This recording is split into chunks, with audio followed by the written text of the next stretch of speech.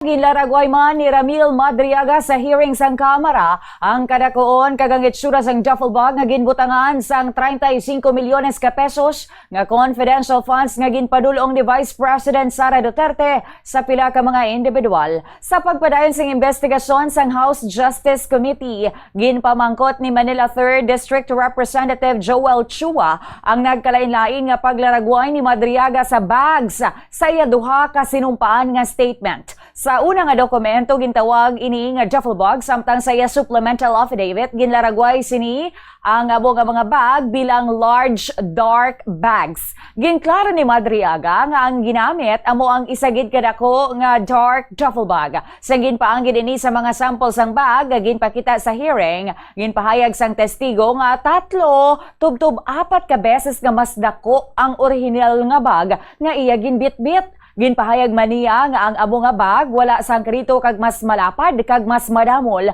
ikumpara sa ginpakita sang kamera sa screen kahapon sa hearing. Ini nga detalye ang dugang paged sa nauna nga pahayag ni Madriaga kung sa diin gintudlo niya ang Vice President nga amo ang ginaaligar naghatag sang direkta nga mando sa pag-deliver sang pondo sa Office of the Ombudsman dito sa Laguna.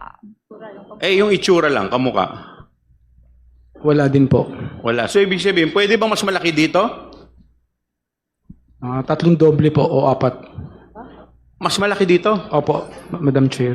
Madam Chair. 3 to 4 times Opo. bigger. Opo. Doon po sa mas malaking duffel bag na pinakita po natin. Opo, pahaba po, pataas. Pataas, ito po, na sa screen.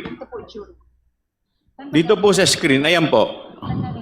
Mga makitid po yan, tsaka wala pong gulong yun. Tapos, Walang gulong, makitid. makitid po yan, yun po malapad.